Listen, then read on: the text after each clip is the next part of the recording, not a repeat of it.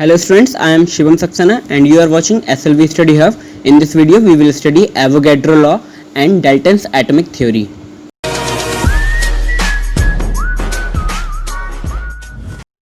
Avogadro law. This law is also called law of gaseous volumes. This law was given by Avogadro in 1881. So let's see what it is. Avogadro law proposed that equal volumes of all gases at the same temperature and pressure should contain equal number of molecules. मतलब अगर gases का volume ना बदला जाए, दो या तीन gas जो भी हैं उनका वॉल्यूम अगर बराबर है, टेम्परेचर और प्रेशर सेम है, तो उन गैसेस के जो नंबर ऑफ मॉलिक्यूल्स होंगे वो भी बराबर होंगे. क्लियर है. एग्जाम्पल के लिए हम देख लेते हैं कि यहाँ पे हमारे पास तीन बलून्स हैं. तीन बलून्स में एक है हमारे पास हाइड्रोजन का, एक फिल्ड है ऑक्सीजन से और एक फिल्ड है कार्बन डाइऑक्साइड से. अगर तीनों बलून्स में वॉल्यूम बराबर है, टेम्परेचर प्रेशर बराबर है, तो तीनों के नंबर ऑफ मॉलिक्यूल्स बराबर होंगे irrespective of their masses. Clear है. Before going through Dalton's atomic theory we must know atom and its history. So atom and its existence.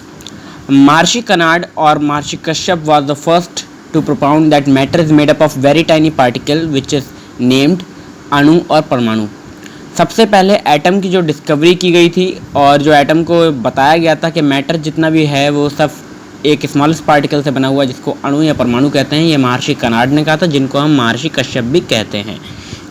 But in Western countries, the origin of idea that matter is composed of a small individual particle called atomium dates back to the time of Democritus, a Greek philosopher, which was present in 460 to 370 BC. तो जो western countries हैं वहाँ पे जो atom के बारे में सबसे पहला आइडिया दिया था डेमोक्रिटस ने, जो जिनके हिसाब से जो एटम होता है वो एक इंडिविजुअल पार्टिकल होता है, जिसे एटोमियो बोलते थे पहले वो लोग, और ये एक ग्रीक फिलोसोफर ने दिया था जिनका नाम था Democritus. After Democritus, in 1808, John Dalton published a book, A New System of Chemical Philosophy. In this book, he gave atomic theory. In this theory, he gave some postulates regarding atom. John Dalton ने अपनी एक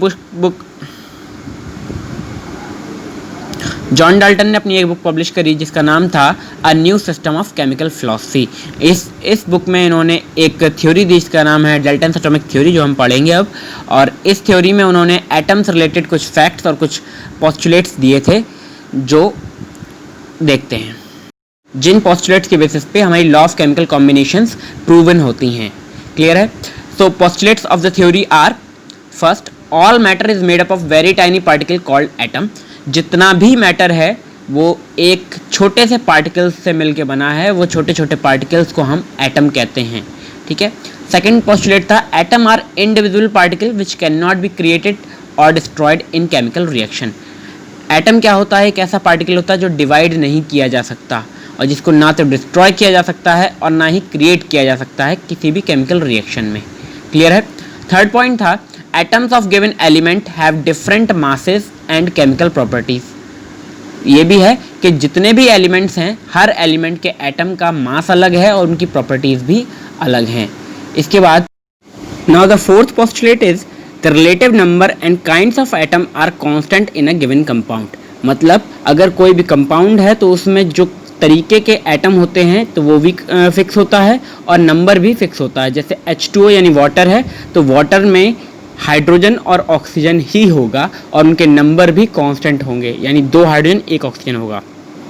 next है fifth postulate: atoms combine in ratio of small whole number to form compounds. तो fifth postulate ये कहता है कि जितने भी कंपाउंड बनते हैं उनमें एटम्स एक फिक्स रेशियो में ही कंबाइन करते हैं, जो कि एक होल नंबर होते हैं, ना कि फ्रैक्शन होते हैं. फ्रैक्शन नहीं होगा, हाफ टू पॉइंट में नहीं होगा, सिंपल होल नंबर्स ही होंगे.